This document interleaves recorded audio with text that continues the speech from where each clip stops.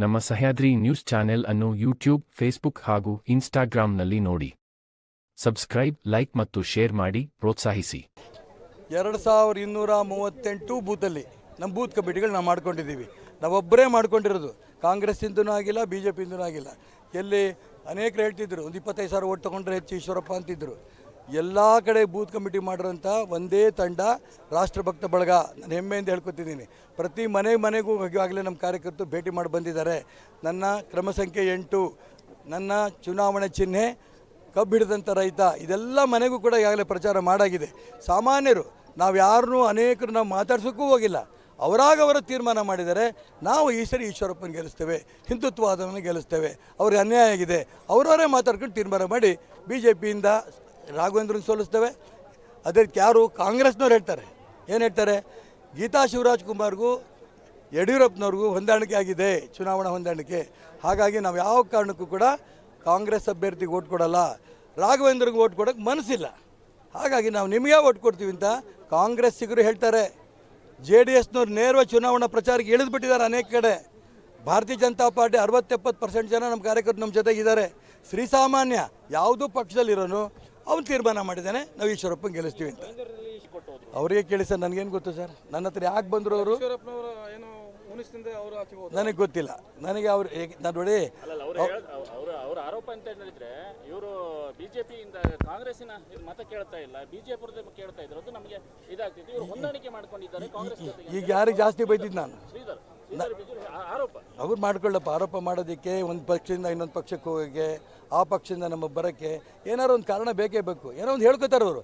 ನಾನು ಶ್ರೀಧರ್ ಬಿಜ್ಜೂರವರು ಸಾಕಷ್ಟು ನನ್ನ ಜೊತೆ ಕೆಲಸ ಮಾಡಿದ್ದಾರೆ. ಅವ್ರು ಇಷ್ಟೊಂದು ಜನ ಸೇರೋಕ್ಕೆ ಒಂದು ಕಾರಣ, ಅವರು ಒಂದು ಕಾರಣವೇ. ಯಾವ ಕಾರಣಕ್ಕೆ ಅವ್ರು ಹೋದರು ಅನ್ನೋದನ್ನು ಒಂದು ರೀಸನ್ ಕೊಟ್ಟಿದ್ದಾರೆ. ಆ ರೀಸನ್ ಅಲ್ಲ. ಇವಾಗ ನಾನು ಭಾಷಣ ಮಾಡಿದ್ನಲ್ಲ, ಯಾರಿಗೆ ಭಾಷಣ ಬೈದಿದ್ದು ಜಾಸ್ತಿ? ಹಿಂದುತ್ವವನ್ನು ಹಾಳು ಮಾಡ್ತಿರೋದೇ ಕಾಂಗ್ರೆಸ್ಸು.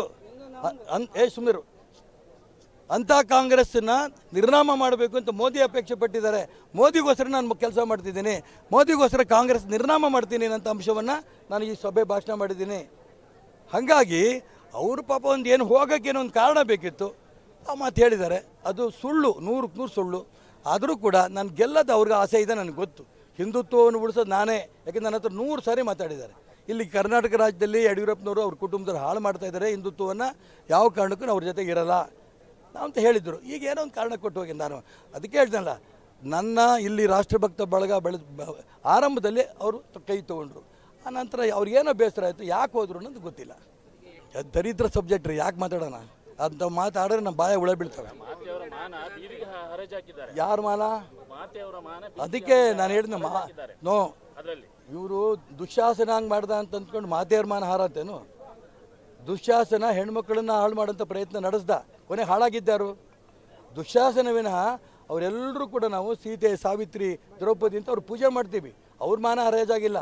ಯಾರು ಮಾನ ಹರಾಜು ಹಾಕಬೇಕು ಅಂತ ಪ್ರಯತ್ನ ಮಾಡಿದಾರೋ ಅವನಿಗೆ ಇವತ್ತು ಇಡೀ ಕರ್ನಾಟಕ ರಾಜ್ಯದಲ್ಲಿ, ದೇಶದಲ್ಲಿ, ಅಂತಾರಾಷ್ಟ್ರೀಯ ಮಟ್ಟದಲ್ಲಿ ಚೀತು ಅಂತಾರೆ ವಿನಃ ಹೆಣ್ಮಕ್ಳಿಗೆ ಅನ್ನಲ್ಲ.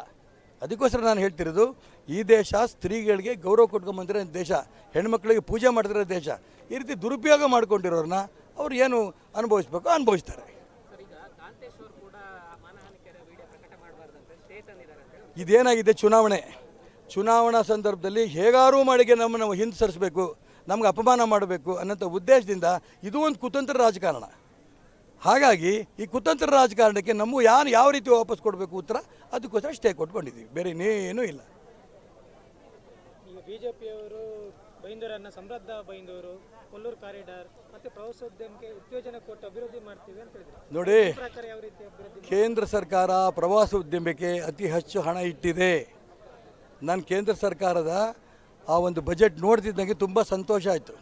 ಈ ಕರಾವಳಿ ಭಾಗ ವಿಶೇಷವಾಗಿ ಪ್ರವಾಸೋದ್ಯಮಕ್ಕೆ ಹೆಚ್ಚಿಗೆ ಗೌರವ ಕೊಡ್ತಾರಂಥ ವ್ಯವಸ್ಥೆ. ಈ ಹಣವನ್ನು ನಾನು MP ಆಗ್ತಿದ್ದಂಗೆ ಅಲ್ಲಿ ಸಂಬಂಧಪಟ್ಟ ಮಂತ್ರಿನ ಈ ಜಿಲ್ಲೆಗೆ ಕರ್ಕೊಂಬರ್ತೀನಿ. ಎಲ್ಲೆಲ್ಲಿ ಅಭಿವೃದ್ಧಿ ಆಗಬೇಕು ಅನ್ನೋಂಥ ಸಂಬಂಧಪಟ್ಟ ಅಧಿಕಾರಿಗಳ ಜೊತೆ ಕೂತು ಹಿಂದೆಂದೂ ಅಭಿವೃದ್ಧಿ ಆಗಬಾರ್ದು. ದುಡ್ಡಿದೆ ಕೇಂದ್ರ ಸರ್ಕಾರ ಪ್ರವಾಸೋದ್ಯಮಕ್ಕೆ ಇಟ್ಟಿದ್ದು, ನನ್ನ ಜೋಬಿಂದಲ್ಲ. ಇದನ್ನು ಬೈಂದೂರು ಮತ್ತು ಈ ಸುತ್ತಮುತ್ತಲ ಭಾಗವನ್ನು ಎಷ್ಟು ಮಟ್ಟಿಗೆ ಅಭಿವೃದ್ಧಿ ಮಾಡೋಕ್ಕೆ ಸಾಧ್ಯ ಅಷ್ಟು ಮಾಡ್ತೇನೆ, ಬಿಡಲ್ಲ. ಮೀನುಗಾರರ ಸಮಸ್ಯೆ ಇನ್ನೂ ಮುಗಿದಿಲ್ಲ ಸರ್. ನಾನು ಹೇಳ್ತೀನಲ್ಲ, ಇಲ್ಲಿ MP ಎಷ್ಟು ಸರಿ ಗೆದ್ದರು?